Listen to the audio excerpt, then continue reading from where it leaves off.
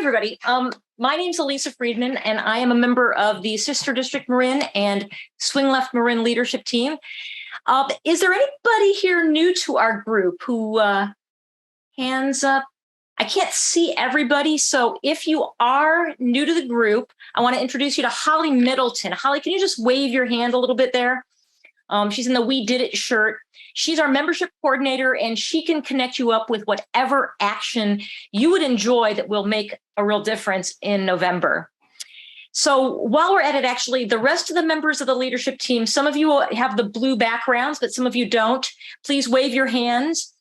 We'll be hearing from some of these folks later. And meanwhile, now would be a good time, actually, for us to introduce all of ourselves, whether you're a newbie or a member of the leadership team. Why don't you, in the chat, let us know where you're Zooming from and one or two favorite 2022 candidates.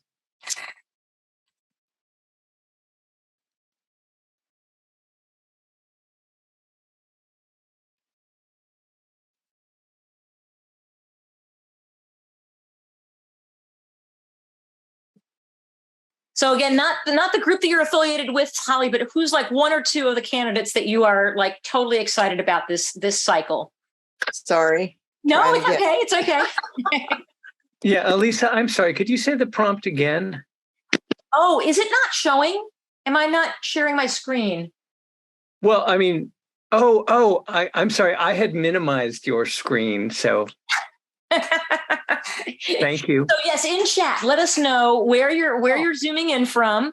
And okay, Sebastopol, Lorena, and Fetterman's so awesome. Mm-hmm. Yeah, Josh Harder, yeah. Oh, Sherry Beasley, she's got a chance. We hope. Yeah, I know. Lorena's really cool. I've seen some video. I'm looking forward to meeting her. Hey, Eva Birch. Who is Eva Birch?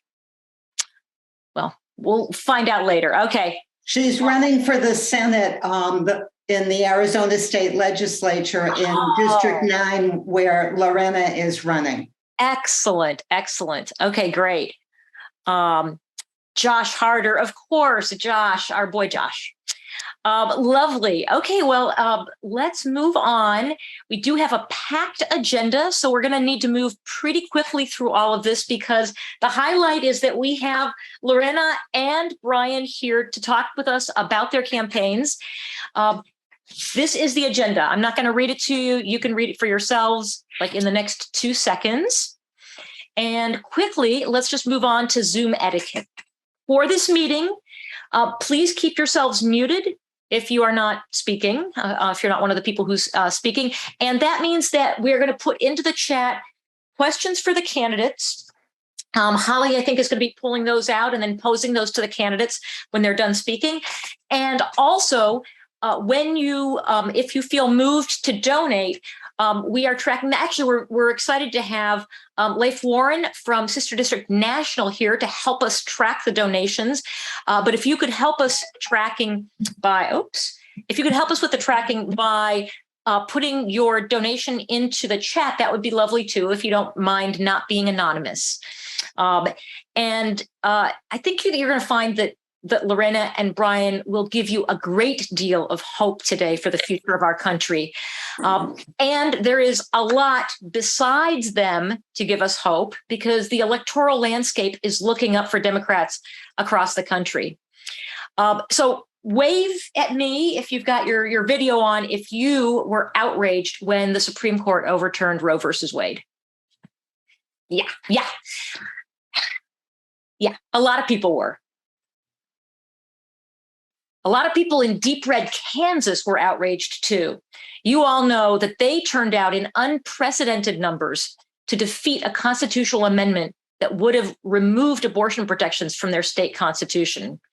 Dobbs is a dark cloud on our Constitution, but Kansas is the silver lining. And there is also good news coming out of good news, which is that we have now passed the most important investment in climate change mitigation, the largest one in the planet's history, the Inflation Reduction Act. That's got me excited. Inflation is coming down too. This is a graph of gas prices. You'll see that they're coming down there in the most recent past. So much so that inflation has now flattened out. No change between June and July of this year.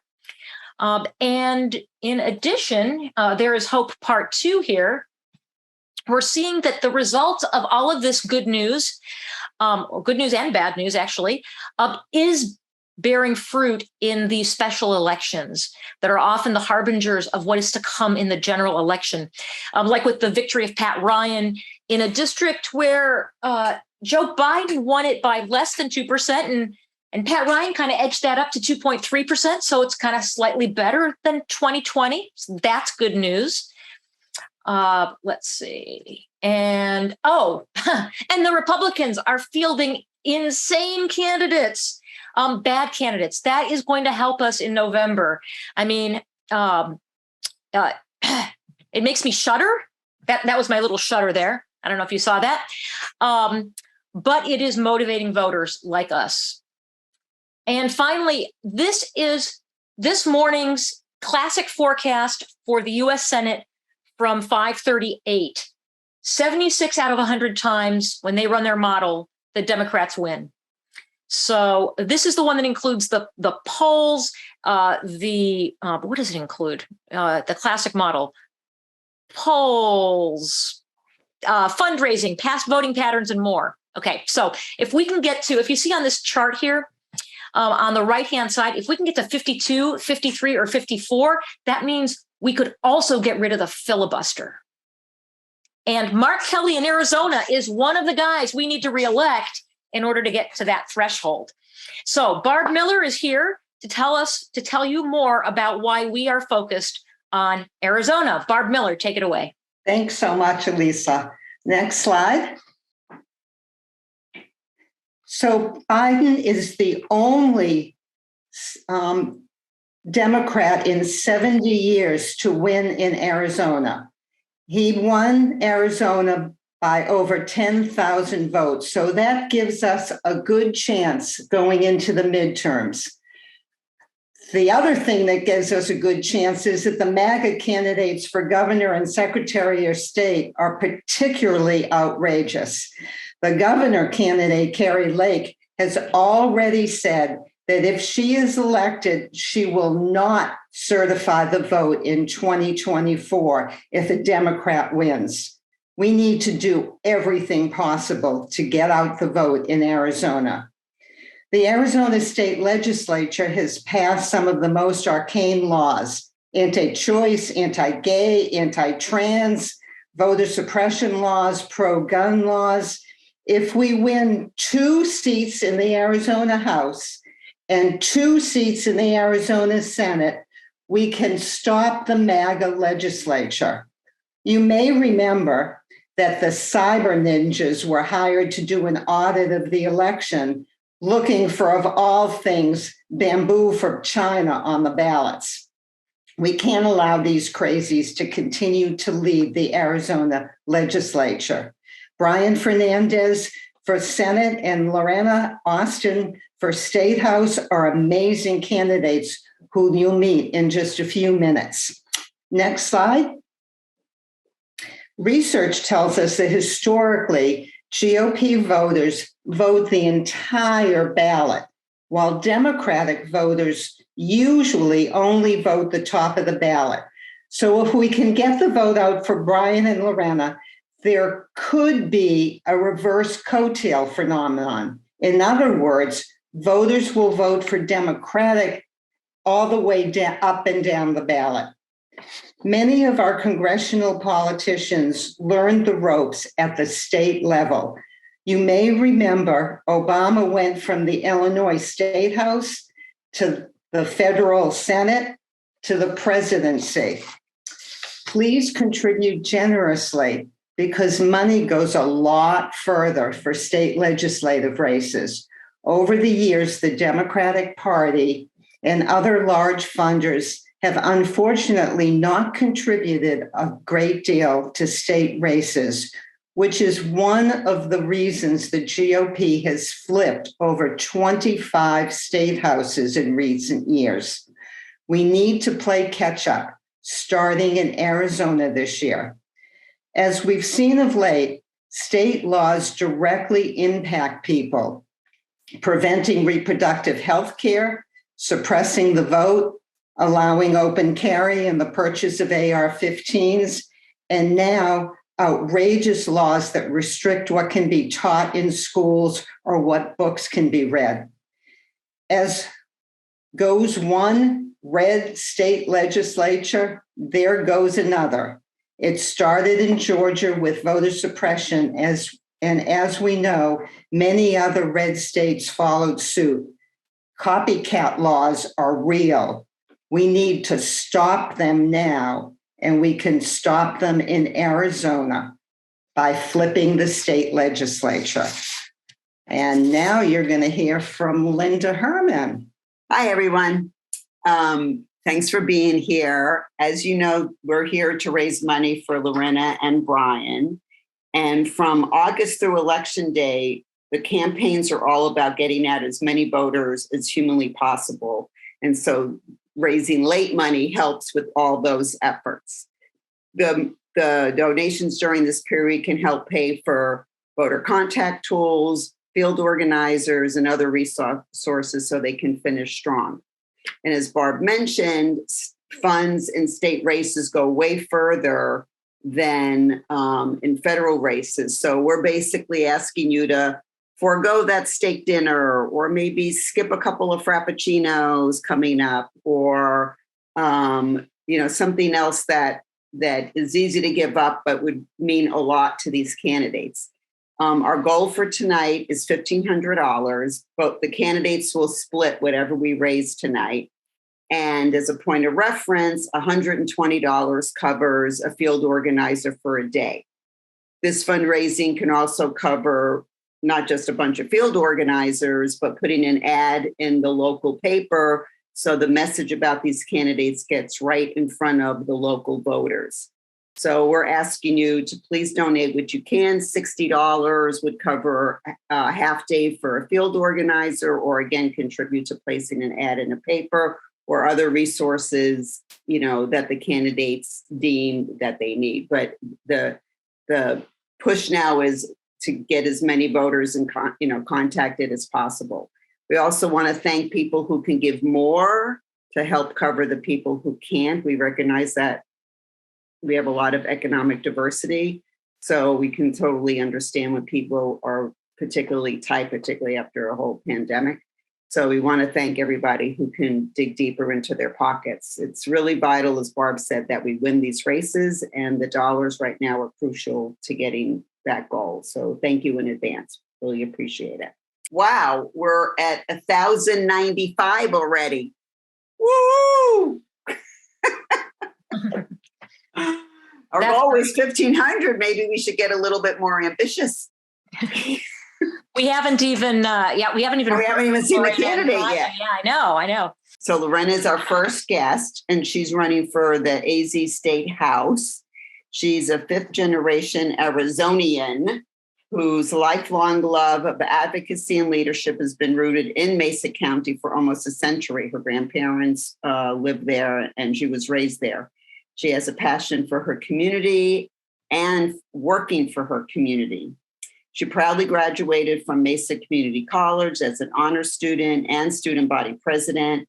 She went on to graduate from the School of Trans-Border Studies at ASU with a degree in Chicano Latino Studies, where she focused on U.S. and Mexican immigration policy and economy, and she obtained a certificate in cross-sector leadership. She's the granddaughter of farm workers and small business owners that worked and advocated for their community. She wishes to continue that legacy, investments in education, healthcare, and advocating to stop the displacement of her vibrant community due to rapidly rising housing costs are just some of the issues she plans to address head on, should she win this election. And we're thrilled to have her. Thank you so much for joining us and taking time out of your busy schedule. I can only imagine how busy you are. We're thrilled to have you and really looking forward to what you have to say. For everybody here, if you have questions for her, please put them in the chat, like we already said, and we'll have a few minutes for Q&A after Lorena finishes sharing with us. And you look like you're out on the road. We are. Yeah, it's a busy day today, but I'm super happy to. Well, thank you. Thank you for taking the time to join us. Go for it. Awesome. How much time do I have? Sorry. Total 15 minutes. And if we could get some Q&A in there, that'd be great. Absolutely. First of all, I can never start these conversations without saying a huge, immense thank you to Sister District, because as an educator and first-time candidate, there's literally no way my campaign would have been viable without you all. So I just need you to know that the work that you're doing are literally impacting races and promoting and supporting candidates that have a very good real chance of helping flip the legislature here in Arizona. So again, my name is Lorena Austin. I'm running for House Representatives in Legislative District 9 in Arizona. And that is in Mesa, West Mesa, which is a suburb of Phoenix, just right outside Phoenix. And we have 2 precincts of Tempe, which you all might know, mostly associated with Arizona State University. But like I said, I'm an educator. I work at Mesa Community College, my local community college here, as a student government advisor. I went to MCC. I was student body president, and then I transferred to Arizona State and got my degree in immigration policy and economy. But why this race is so important to me personally is my family has lived in this district for over 100 years. And we've actually lived in Arizona since the 1860s. So you can't get more, I think, Arizona rooted than my family. I'm, like I said, from Mesa, which not too long ago was a segregated community. Back in the 50s, my nana and tata owned a grocery store, Little Tiendita, called Albert's Market, and they serviced all communities. So it's been incredible too to knock doors, and people remember my family, and they remember their generosity and how they advocated for Mesa and everybody in Mesa. My father was born in this segregated community. He's only 71 years old. He was out knocking doors with me today. But when he was a kid, he remembers not being able to swim in the public swimming pool unless it was being cleaned that day.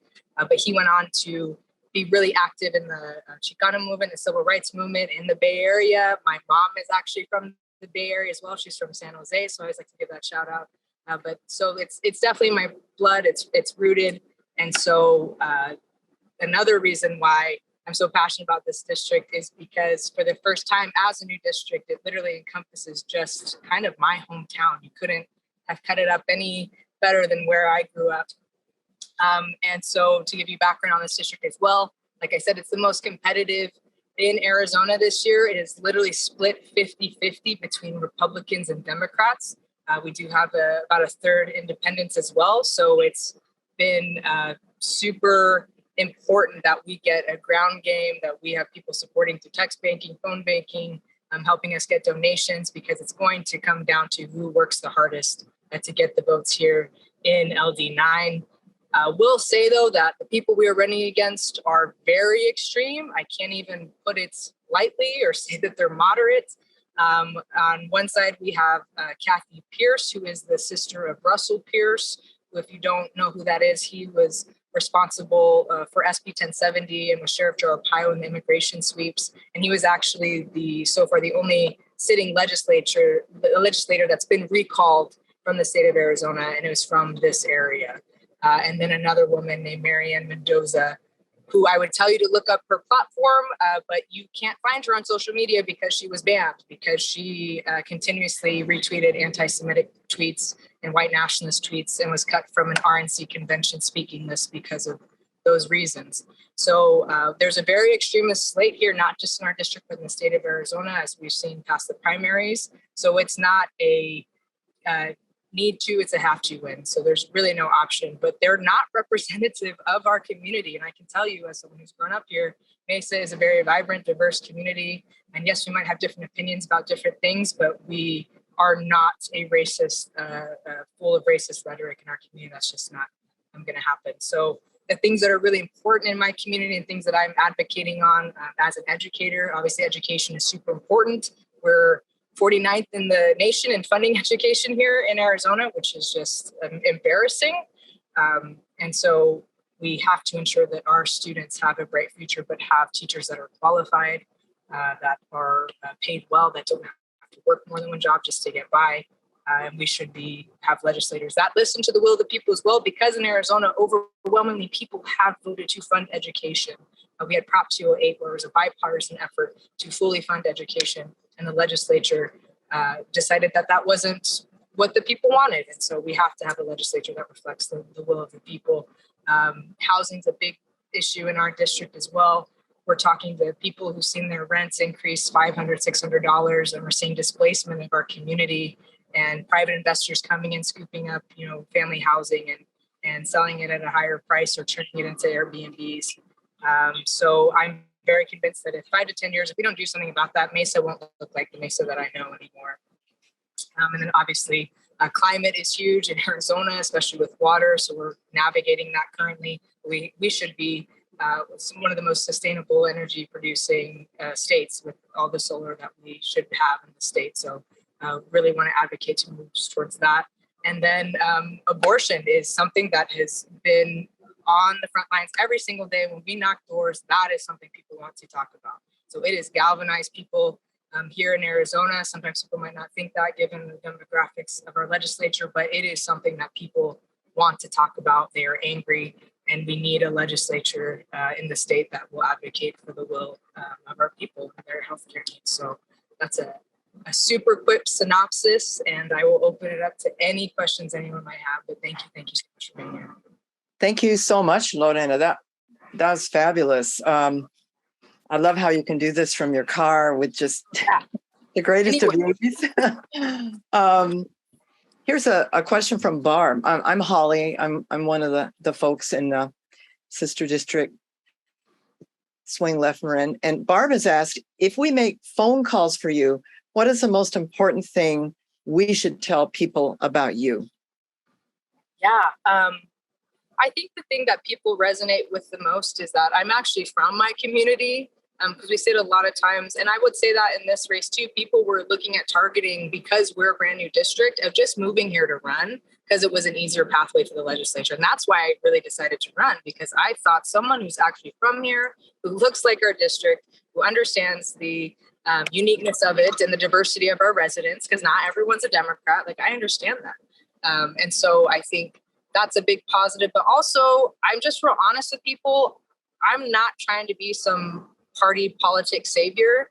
I just want to be someone who can actually build that rapport and trust with our community, because I've been working in the community for a long time. But I understand that there is a huge disconnect between our politicians and our community members. And there are resources that should be coming to my community, but haven't gotten there. Because I think of that lack of relationship. And I told that to a city council during COVID. I did a really good job of collecting funds and COVID relief. And they came to community leaders and said, why people aren't coming to us to get these funds. And I said, why would they? Because for so long, our communities have had to depend on one another. I'm not shocked they're not coming to you, because they don't depend on you, period. Since the inception of this country, especially communities of color, we have a high Latinx community. It's about 40% in this district. So I'm really passionate about going into our districts, actually speaking to people, showing up at their doorstep more than once, asking for a vote. And I've already, on my second pass right now of houses, and people are surprised that I come by. I went out in a haboob the other day, which is a massive storm that we have here, and it was pouring rain, but I had volunteers with me, and I said, I will come in the rain to your house. And that's what we did. That's the commitment that we have in this race. So I know that's a long answer, but I think the point is I will show up, because if I lost this race, which we're not going to, I would be doing the same thing that I'm doing now, because that's how much I care, because this is my home. And so I think that's what I would say. So if you can condense that for me, that would be great. That was great. Yeah, I'm sure Barb took notes. I did. Well, we are glad to hear that. This is from Nitsa. Glad to hear that people are concerned about choice. Sure. Is protecting democracy getting much attention, or are the issues more local and personal, do you find? I think on that regard, people are very tired of the vitriol, I think overall. So my running mate is Seth Blattman. And that's one of his issues is government reform and just bringing it back to the issues at hand and not politicizing it in a way. Because when we come to these doors too, it's really hard sometimes when people just say, well, are you a Democrat or a Republican? They want to know immediately before you even start having a conversation. But at those specific doors where you get to have just another extra sentence, you really find that you care about really at the base level the same thing. It's just a matter of having a conversation about how we identify those solutions for that thing, because we've had different lived experiences. So that makes sense to me. But it's really about breaking it down to such a level to where, I mean, do you believe in education, that every child should have an equitable education? Well, yeah. Do you know that, especially here in Arizona, vouchers are siphoning from public education at the bottom, and they're taking away from funds that should be directed to public schools. And then these charter schools aren't regulated, so there's things and they just don't know. So it's a lot of education. And so that's what I do, right? So I love having these conversations with people. But people, I think, are tired of it all. So I think it's kind of a breath of fresh air when we show up to their door and actually have, a conversation with somebody instead of feeding into this really politicized, environment that we're currently in. Great. I'd like to know, this is a tough thing that you're doing. What made you decide to, put your life on hold and jump into this? I ask myself that all the time. I am a first-time candidate. I am supposed to be at law school somewhere in the country right now. That's what I was doing, because I came back to college after 10 years of being out from higher education. So in 2006, I graduated high school, and I didn't think I was cut out for education. I never was good at math, so I thought that was the indicator of intelligence, which I think a lot of students think that, and it's unfortunate. But it took me 10 years and the death of Michael Brown in St. Louis, where I was living, to galvanize me to realize there's something I need to do. So I moved back to Mesa here in 2014, re-enrolled in the same community college I dropped out of 5 times 10 years earlier. And that changed my life. And so I started becoming really active. I became student body president there, got my degree in sociology, and then transferred to Arizona State. And then I graduated in 2020 when COVID hit. And that changed our lives. But I knew that my family always taught me to show up for your community and work hard. And so I started volunteering at the food banks and doing intake for the 3,000 cars that were coming through every day. I helped with a local business when the dining room shut down. We made it a collection center for PPE, toiletries, and food to take up to Indigenous nations up north in Arizona, because they had the highest rates of COVID infections and the government wasn't doing anything. So again, that's when community, steps in. And so that was, grueling, but worth it. And then this opportunity opened up and I was applying for law school, and no one from my community was running. And I just thought, you know what, law school can wait, but this can't. So I naively threw my hat in the ring, and it's been the best thing I could have ever done. So this was not my intention in January, but that's how I got here. And I'm so happy, because what I've learned, if I could give anyone a piece of advice that is, thinking about it, is you can teach someone how to learn policy, easy. But you cannot teach someone how to know your community. And that is the dang truth. So I'm super, super happy that I decided to run. Awesome. Well, I think we all agree with Barb, who wrote in the chat, oh, we wish we could live there and vote for you. Too. We're really jazzed. But you are helping. You have no idea. For Swing Left and Sister District, you all have helped me so much. And I'm just... Well, can you give us an idea of where does late... Oh, excuse me. I'm getting a little delay on my computer. I think it's me. Where does late money go? Where do you put it in a campaign like this? So I'm almost depleted. Not depleted, but so I've raised about 130 so far, which our projections high is supposed to be like $500,000 and low is like 300,000. But so a lot of my money is about to literally leave my bank because of media. So it's going to mailing right now. It's going to digital media. We just had the digital firms out here and mailers. That's almost $100,000 there. So all of this late money is going to help the rest of the campaign follow through to November. So it's super critical. And I get that too. And I would not have known that before this. But we still need to continue to pay staff. to get more literature out there. We're just putting up signs as well. I know it sounds kind of late, but we also have like monsoon season here. So we wait a few weeks later because they'll just get destroyed. And so signs are going up. So all those big ticket items that haven't been are now leaving. So I'm not going to have that much left in the next few weeks, which is why it's super critical so we can finish out November strong. What do you think is the biggest block to getting out the vote? Getting out the Democratic, your vote. And this is why going door to door and connecting with people is so important, because also a lot of people feel defeated by the government. You know, they feel like they don't care about them. You know, I've knocked on doors. One woman really sticks with me is she kind of just slammed her door in my face because she was like, they don't care about us. And I was trying to be like, but I'm not them yet, or I don't never to be. But it's just really hard because I think people have again and again been let down. You know, our teachers here, especially in Arizona, have come out just year after year trying to fight for whatever little funding that they have. And again, the legislature just continues to say no. So when I'm at doors, you know, people will say, you know, why should I vote? I said, because in the past 30 years, the GOP has been in power. If you're dissatisfied with what's going on in our state, that's fine. And, you know, people ask me too, like, well, what are you going to specifically do when you get in? I said, listen, I can't do anything if we don't get at least 50-50 or a majority in the state. We're going to continue to see an even more, like the most extreme slate of candidates in the GOP I've ever seen. So in the primary too in Arizona, they've literally obliterated pretty much all the moderates in the primary. So it's scary, but I think when I express that to them, I think it just gets them a little more aware of what's going on. So I think the biggest difficulty again is creating that trust between somebody, that human connection, and saying, hey, look at me, I'm here again on your doorstep. This is the second time you've seen me, and I'm committed to doing it a third time if I can before November, and then after that. So that's been the biggest challenge, is trying to get people to believe in something again. There's a really important question that just came up that we need to ask is, what is your favorite food, and how are you going to celebrate? What are you going to drink if you win? Question. When you win, what will you eat and drink?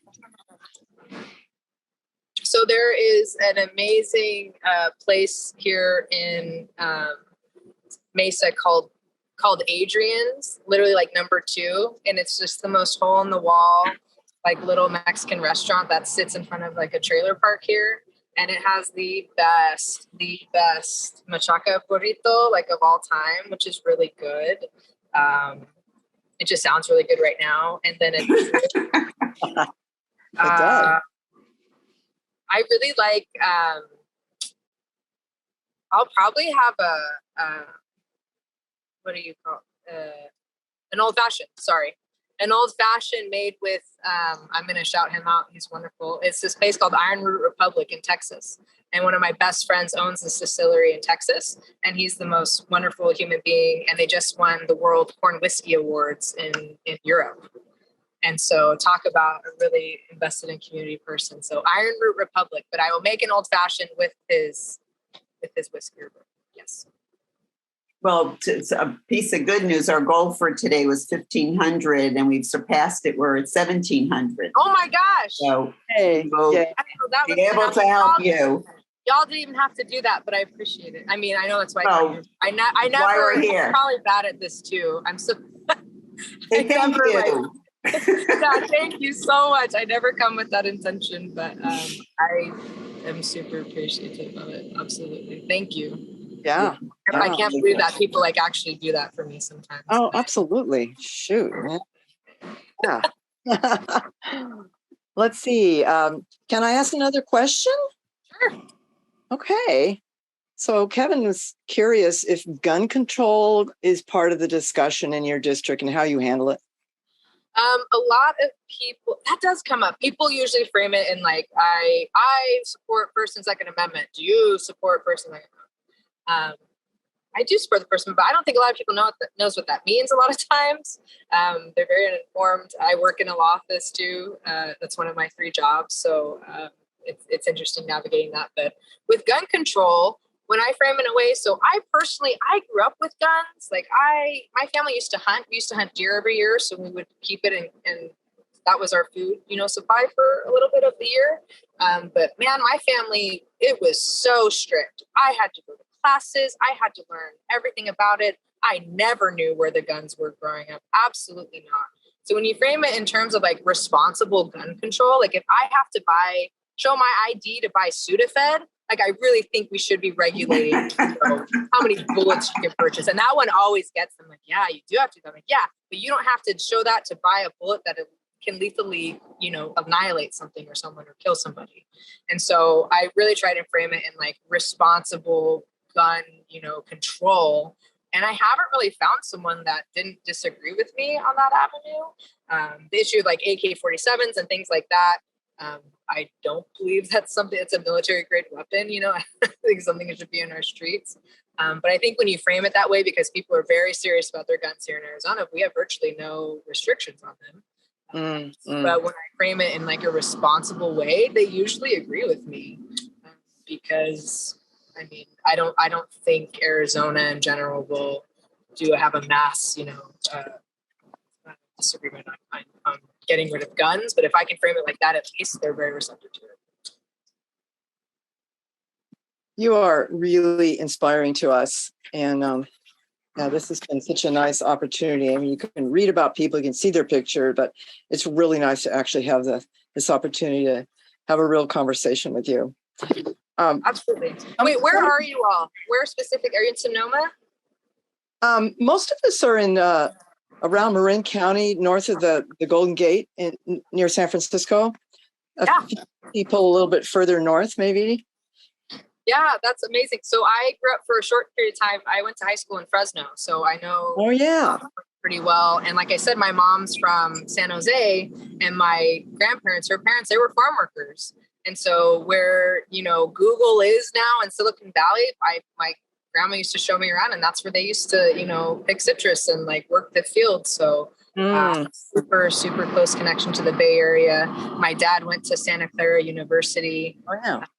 And then, like I said, both my parents were very involved in the Chicano movement. And then he got arrested at a protest and decided he would never want to get arrested again. So he applied for Berkeley Law School, where it was like $300 a semester, which is unreal to me. He had a part-time job. And then he went to Berkeley Law School and graduated from there. Wow. Yeah. Your parents must be really proud of you. Yeah, my dad was like, are you sure you want to do this? Because he's been so active. But yeah, like I said, he was knocking doors with me this morning. He's 71 and still committed to the cause. Are you finding it hard to get young people excited about voting or to come out in this campaign, in this election? Yes and no. I mean, I wish there were more. I wish we had more young people. But I think, too, as school is starting back up again, we just started last week here in Arizona, all the colleges and universities. I think we're starting to see more student involvement. And I do think more towards October, September, we'll start seeing them come out more. But they're amazing. I love this generation. I know people want to give them, crap sometimes, but they show up. They're so smart. They have so much access to information. Yeah. They're knowledgeable, and they're just not here for it. They're not here for, racism, homophobia, like none of that. They are just so aware. And so I love working with them. They're just really great, and I'm excited. And plus, since I went back to school later, I got to just go to school with a lot of them. And I'll tell you, they're going to change the world. I mean, they are ready for it, and they are doing really creative, inventive things, and they're not apologetic about it either. So I really love them. And I'm trying to get as many as I can to help out. But yeah, they're great. Have you found, how does voter suppression factor in Arizona and observed? I would say actually Arizona elections are done really well. There's so much hatred about it, especially when we have a great early voter system here, for ballots. So they get mailed out to us and they come back, but they're really trying to come hard against people harvesting ballots. So like now it could be, a felony if you brought your parents' ballot for them who can't go out of their house, or so there are definitely ways they're trying to make it harder. But if Mark Fincham gets elected and becomes Secretary of State, we're going to have a real big problem because they want to get rid of everything. They want to get rid of early voting. They want to get rid of a lot of improvements that we've made. Like we currently have polling stations that are for the entire county. So you can go to this one and it doesn't have to be your specific polling place. So we currently have like drop boxes too at these polling locations. So the system as it stands right now, yes, it's suppressive, but it's really a good one and a lot better than some other states, I will say. It's very secure. They've done a great job because they've had a good foundation from when Adrian Fernandez was here. He was Maricopa County Recorder, and he did a great job of making these newer improvements and making it more accessible. But if we don't elect him for Secretary of State now, like it will be so drastically different. We probably won't have to be voting. We won't have vote anywhere polling places. It will probably be a felony to even look at a drop box because we won't have them. But so yeah, it's really scary. Currently, as it stands, I do believe we have very secure elections, but we won't if we don't get Democrats in office. Yeah. Lorena, I'm going to cut in now. We are going to let you go. It has been so inspiring to have you. My name's Elisa. Really, really pleased to have a chance to meet you like this. I think with young leaders like you, I am so optimistic about the future, and really, really grateful that you spent as much time as you did with us. You gave us more than you promised, and I hope that we'll continue to support you through the election. Awesome. Thank you. So yay. Thank you. Well, I won't get it done without people like you, and I sincerely mean that. So thank you for your support. I'm blown away by it all the time. So that's why I'm more than happy to spend my time with you all, because that matters to me. People tell me, don't spend so much time at the door, but you'll find me there for like 20, 30 minutes with people, because I believe in that. And I think it's important. So thank you so much. You're very welcome. Thank you. We're going to try to get you some more. Yeah, Thank you. All right. In fact, I've got a match to announce in a second. So, yeah. Oh, okay. All right. Take care. Everybody. Have a good day. Yeah. Bye-bye. Bye. Bye-bye. Gracias. So, wow. I think we're all like just inspired and grateful to folks like Lorena for really putting themselves out there, running to protect all of our rights. And every voter that Lorena turns out is also going to vote for Mark Kelly and Katie Hobbs for governor and Adrian Fernandez for Secretary of State. So in June, I gave $200 to Brian and $250 to Lorena. And I thought I was tapped out, but I am going to give another $120 now in order to pay for a day of canvassing and field organizing. And so I got to put that into, she is the real thing. Absolutely. I'm going to put that in here into the chat. And I also have the pleasure of announcing a $250 match pledge from Mia McCall, a member of our leadership team who could not join us because she is currently in Melbourne, Australia. From this point forward, Mia will match any additional donations up to a limit of $250. That's her limit. So that means that if you give an additional $30 now, that will pay for half a day of field organizing and canvassing. Or if you can squeeze another $60 into your budget for, and by the way, where are we?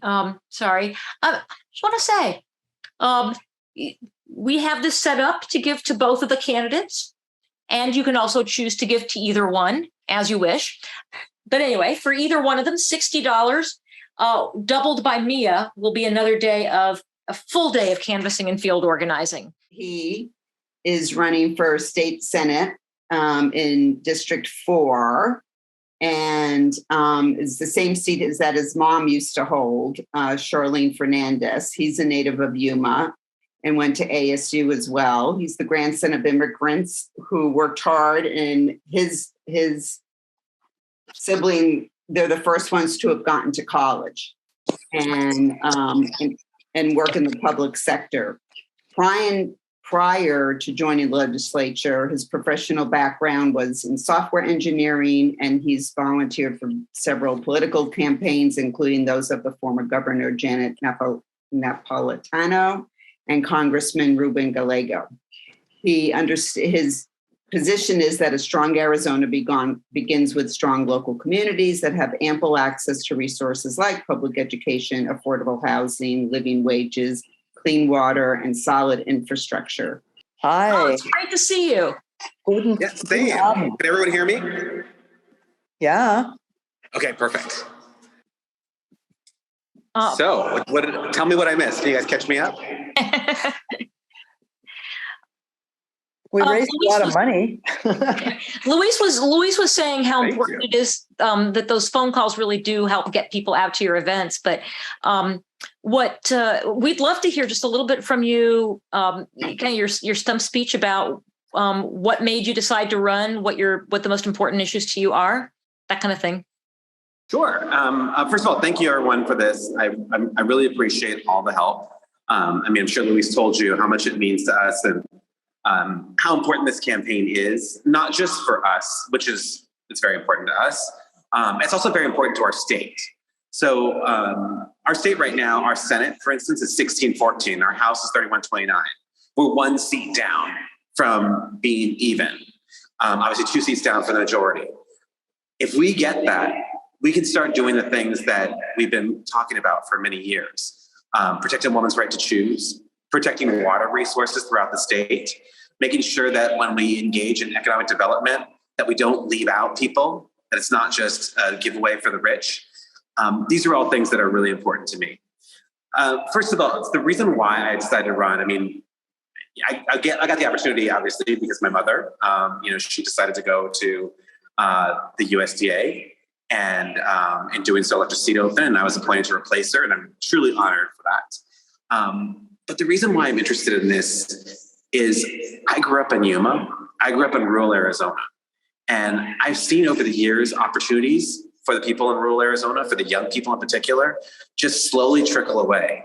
When I was younger, you could possibly have the opportunity to be successful and start a business, but that's not possible anymore. And I think that these are the things that I find important, and these are things that I think that if we get control of the legislature, what we will do for Arizona. I hope that answers the question. Yeah, no, thanks, Brian. There's a question here. Holly, do you want to take over asking the questions? Yeah, you're doing fine. I'm just reading this from Barb. Tribal lands. Hi, I'm Holly. Just so glad to see you. Guten Abend. Tribal lands are a big part of his district, says Barb, of your district. Are there issues similar or different than from others in the district, given the challenges for them to vote, given their remote locations? And how is your campaign dealing with that? Yes. So, and that's a really good question. There are challenges. So being rural, it's voting becomes, most of them vote by mail. And you've seen the Republicans attack the vote by mail. They sued to end it. They want vote by mail to be completely over, right? But the people on the tribal lands, a lot of them don't have home delivery for mail. So they'll get their mail, and sometimes they have to drive an hour and a half to get to their mailbox.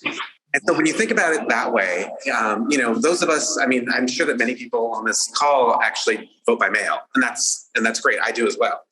But when you think about if you had to drive an hour and a half, you might not get your ballot for 5 or 6 days after it's arrived in your mailbox. And then when it's time to return it, you may not return it right away because that's another hour and a half drive. These are really tough challenges that these folks have to endure. And this is why we want to try and make it easier, better to vote by mail. The Republicans want to end it altogether. If they don't end it, they want to require that people come in and show ID, which is it's easy if you live in Phoenix or Scottsdale or Paradise Valley and you have money and you can just go down the street. But if you're in a rural area and you have to drive an hour and a half to get to the place where you have to show ID, it's not an easy thing to do. Thank you. What is your biggest challenge, would you say, in getting out the vote?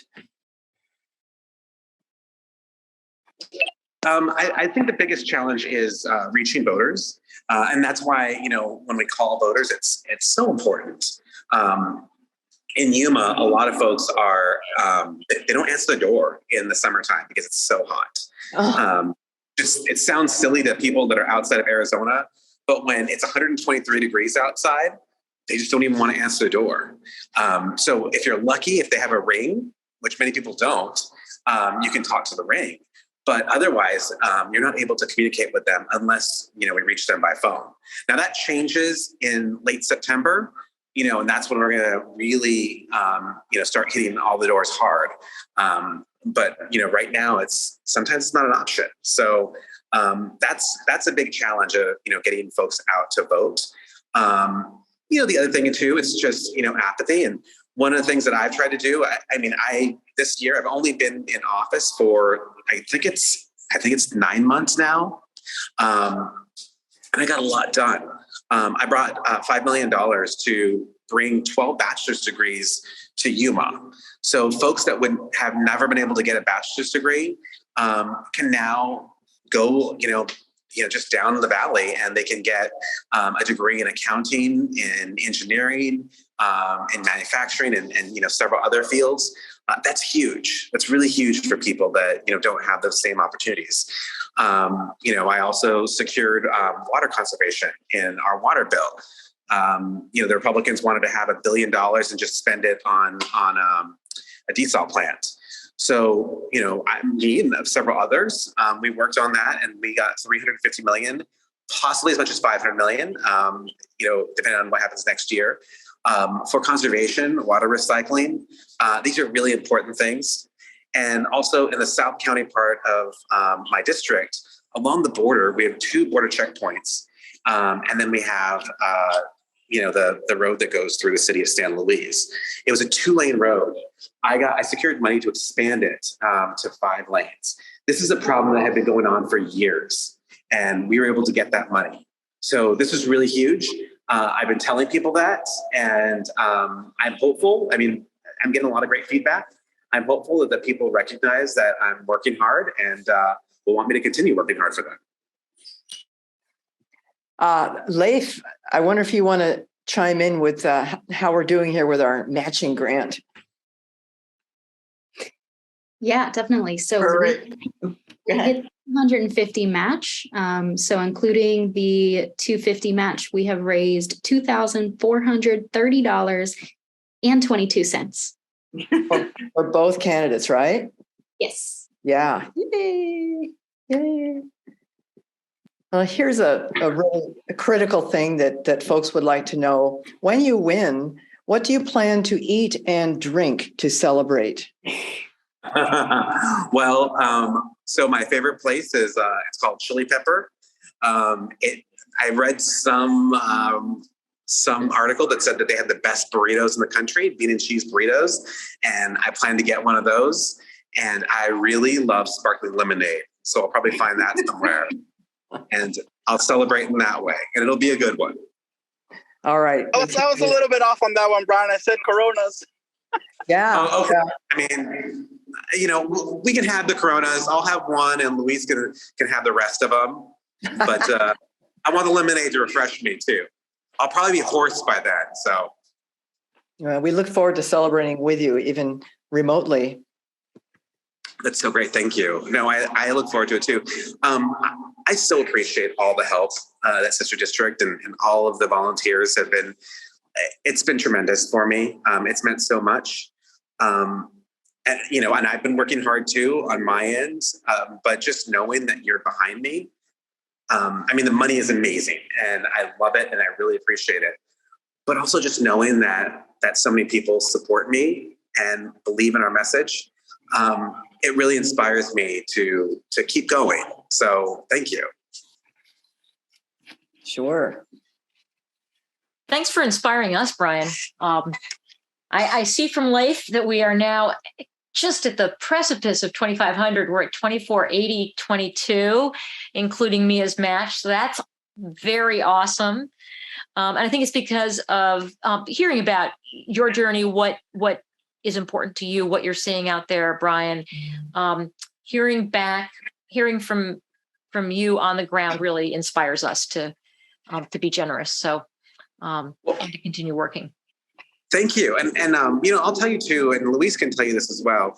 We're really, post Dobbs, we're really hearing people becoming, let's say, more inspired to vote.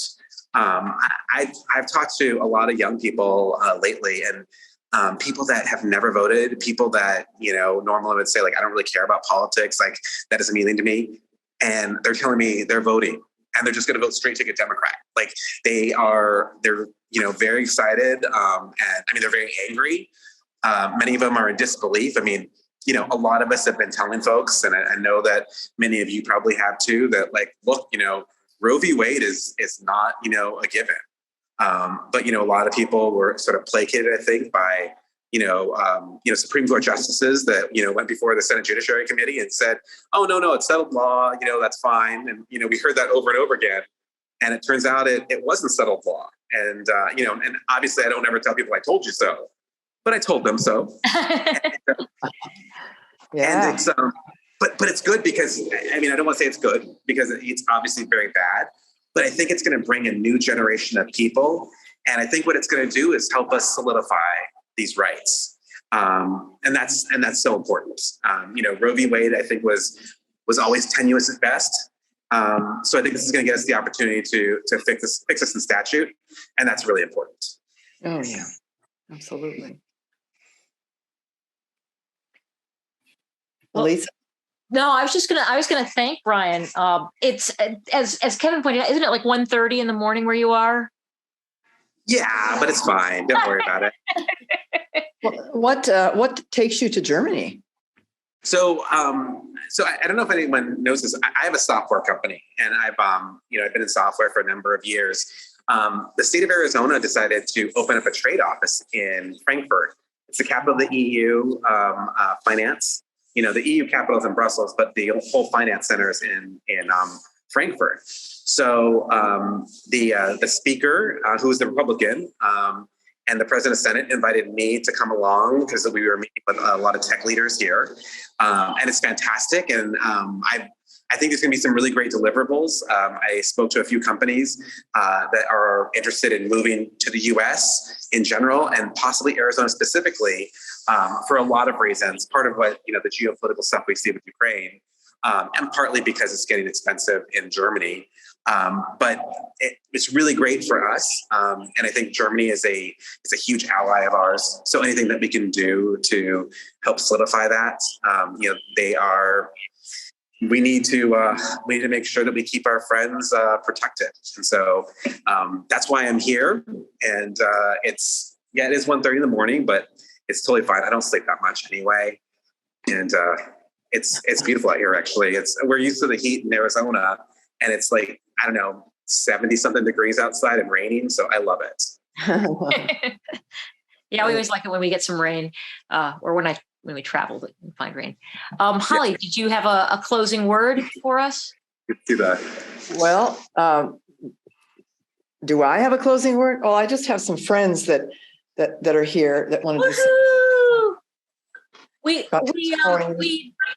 just showed us that we beat the 2,500, which is way more than what our original goal was. Wow. Wow, that's great. You've got three supporters here. Is that Dr. Fauci? Does Dr. Fauci support me? Yeah, he's a supporter here. Nancy and Stacey Abrams, they're all here and cheering you on. Thank you. Please tell Dr. Fauci that I've gotten all of the vaccines and all the boosters. So, Brian, very inspired. Pleased, yeah. Really appreciate your time. Great. So glad that you could make it. Thank you. And I'm so sorry I was late. Yeah.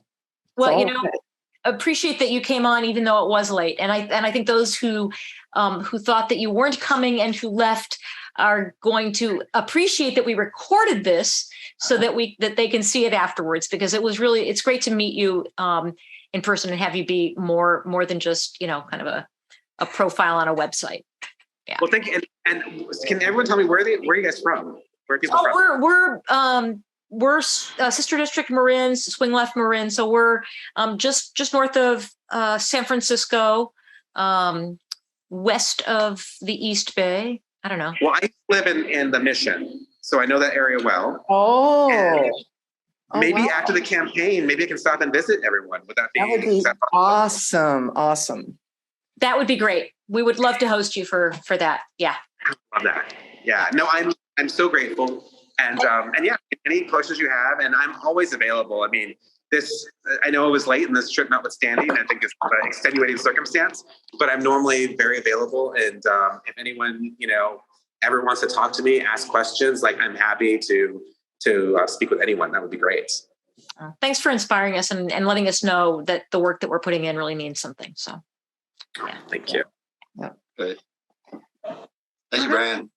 Thank you. I hope everyone has a good day, right? Good evening. Yeah. Good evening. Not everyone. Bye-bye. Bye. Gute Nacht. Look at you with all that German. Had to come and become useful for something. Luis, thanks for getting him. Oh, Luis is gone too. Yep. Leif, are you still here? You are. Thank you for keeping us posted. Yes, thank you. Encouraging us to keep giving. That's really great results. And thanks to everybody for their generous gifts. Oh my gosh. So our postcarding program is incredibly successful, and we have written an insane number of postcards every election cycle. Thanks to your generosity, we've also have some folks who have moved from postcarding to donating. So that's very exciting. We get together every Wednesday at GOTS in Greenbrae from 12 to 2, and we chit chat about politics and write postcards and share our excitement right now about how things are going and how we can get other people involved. We also have quite a few people who are on this call who are regular postcarders. So thank you for being here. I am supposed to be giving you a number at some point of how many postcards we've written. And so if anybody wants to guess, you can put it in the chat, and I'll tell you, it is more than 5,000. That is the highest number that I've gotten. I'm like, what are you people thinking? It's way more than 5,000. So if you want to guess how many postcards we've written, you can put that in the chat. And how many that you've written since when? Oh, this year, since January 1st. Okay. Yeah.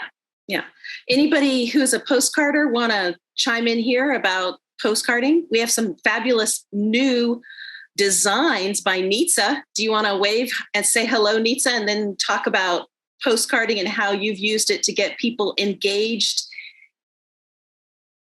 Sure, I'd be glad to. So we've had a team of folks through the pandemic in Mill Valley who have been writing postcards and, quite frankly, are getting jazzed up about it. So, middle of last year, it was a little hard to get people engaged, but people are coming out of the woodwork and starting to write, and it's fun. It's a way for everybody to stay connected. It's a way for people to make a difference. Even my nephew, who is working full time, has 2 kids, said, I want to write a few because I want to feel like I touched somebody. So I encourage everybody to do it if you haven't tried it. The other thing I would say about postcards is, I'm one of those people who reads the mail I get in the mailbox. I don't always answer the phone. And so I feel like if I send one, somebody's going to read it. I feel like I did something that they'll see. Thanks, you guys. Next on our list was Bill to talk about canvassing, I think, right? No? Yes, thank you. Canvassing. Statistics have shown that canvassing and door knocking and talking to voters is the most effective means of getting people out to vote and educating them on your client and the issues. And so we have an active canvassing program. In 2018, we got Josh Harder elected in Central Valley. And we got him reelected in 2020. He's got a really tough fight this time because with redistricting, he's got almost a brand new district. Tracy Democrats, we were working with them. They were in the former district. They were on the northern end of that district. After redistricting, they're on the very south part of it. So Josh is not well known in that new district. And the Republicans have targeted him for a flip because they think he's vulnerable. So we are going to Tracy and knocking on doors of Democrats. So we're going to be going next Saturday, the 27th. The Tracy Dems are doing door knocking from 2 to 6, and then weekends through September, and then a lot more canvassing opportunities in October. So I welcome anybody who wants to canvass with us. Just if contact me, I'll put my contact information in the chat, and you can reach out to me, and I can get you information on how to go, what you need to bring, what to expect, that you're going to get trained, et cetera, et cetera. So we'll give you plenty of information to make you comfortable. If you're new, we connect you up with a more experienced canvasser and go talk to Democrats about familiarizing them with Josh Harder and get out the vote. Thank you. Thanks, Bill. And for those who want to let their fingers do the walking, Barb Miller, you're going to talk about phone banking. Yes, thank you, Elisa. So don't turn off your audio right now. Listen on phone banking. I know a lot of people don't like to phone bank, but I'm going to tell you that it's been one of the most inspiring things that I've done. I call into the South. People in the South very rarely get information, and they very rarely get any phone calls. So they don't hang up on you, and they actually bless you. So some of you may be aware that there are 20 organizations in Northern California called the Bay Area Coalition that have come together. We do phone banking on Wednesdays, Saturdays, and Sundays now. And you have a choice of calling Arizona, calling Nevada for Catherine Cortez Masto, who it needs to be reelected in the Senate, or calling into one of the southern states. Right now, we're calling into Virginia. So you can put your information in chat privately to me, Barb Miller, and I will be in touch with you to give you the information about phone banking. There are coaches in every phone bank that will hold your hand and really get you going. It's a lot of fun. Thanks. So I'm wondering if folks have any questions about our sister district Swing Left Marin chapter and what you might want to get involved with. I'll stop my share here so that we can. I'll just say briefly, anybody who wants to come to GOTS can meet a bunch of crazy people who will either let you be quietly writing postcards or screaming and yelling over political news every Wednesday, 12 to 2. And so I don't know if Becky, you want to talk about that as an option of ways for people to get involved? She looks like a mild-mannered person. So but she's having trouble unmuting. Sarah, I just put my my email in chat. If people would like to make phone calls for Lorena, you can contact me and I will get you involved in making sure that we help get out the vote for her because she's incredible. Yep. And I don't know if it's happened to anyone else. I think it's my Wi-Fi, but sound has been coming and going. I got dropped. I got put back in. So if anybody has talked to me, that's why. The singing was all broken up. I know that was just, I hope that was just my Wi-Fi because I really enjoyed that. Was it just your Wi-Fi or was it other people? I heard everything just fine and I'm in a strange Wi-Fi place. Okay. Yeah, it came across fine. Becky, tell us about GOTS. GOTS is fun. Why do you do it? Why do you do it? I do it because I can, because it's fun. It's so nice. We sit outside now. If you haven't done it since before COVID, we sit outside, we see everybody walking by with their dogs and their kids, and we chat, and we I usually get a drink there and I write postcards, and the time goes quickly, and it's just really, really pleasant. That there's almost unlimited space. We spread out at different tables. There's, if you possibly can, it's just really, really nice. I also wanted to ask Meg if she can tell us more about the Wednesday phone banks that she's doing. Meg isn't here anymore. But, she left. Yeah. But Sister District National is running phone banks for Lorena. And so I can connect you to that. And we're hoping to be able to get up some phone banks on Saturday for her as well. But it takes a lot of coordination to do that. But you can join the Wednesday national ones. We do have one more item on this, which is a sing-along. Let's see. I will have to share my screen in order to do that. So we have a... I'm planning to lead you guys in This Land is Your Land with an extra verse for the work that we're all doing to get out the vote. So let me just share my screen. And that is Lorena. And I didn't get a chance to meet Brian, unfortunately. And we don't have breakouts because we don't actually have breakouts set up for this, which is fine.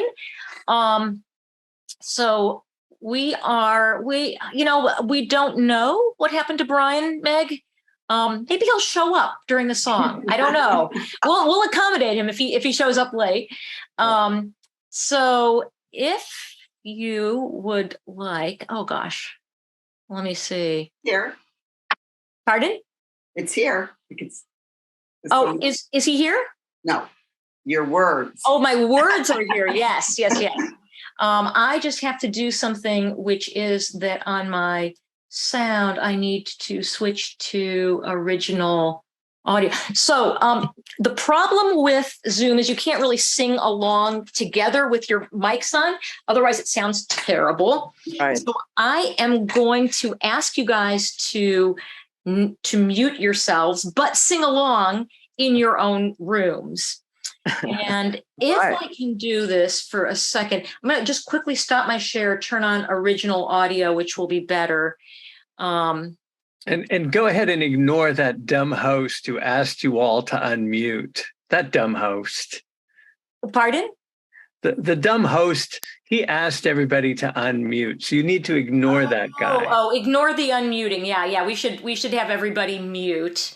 And that's just how these things work. And okay, now you can see that again. All right. So you'll see the third verse there is for all of us. This land is your land. This land is my land. From California to the New York Islands, from the Redwood Forest to the Gulf Stream waters. This land was made for you and me. As I went walking that ribbon of highway, I saw above me that endless skyway. I saw below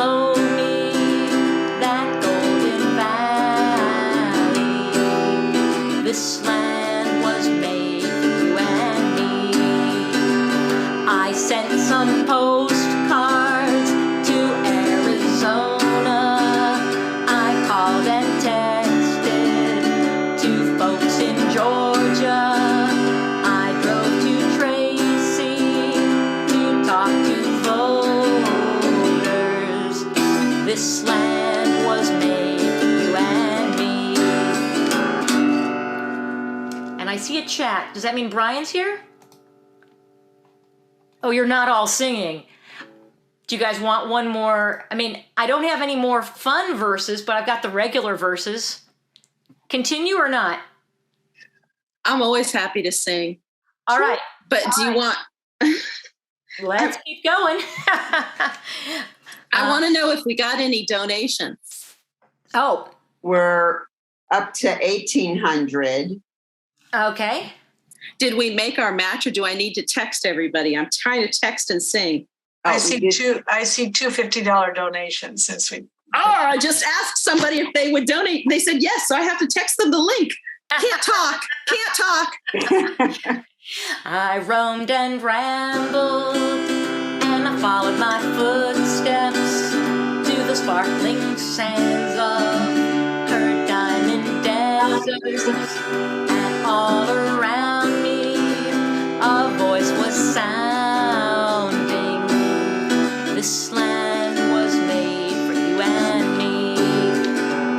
When sun comes shining, then I was strolling, and the wheat fields waving, and the dust clouds rolling. The voice was chanting as the fog was lifting. This land was made for you and me. That's just the same. The first verse there all over again. So I'm gonna close it there. Bravo!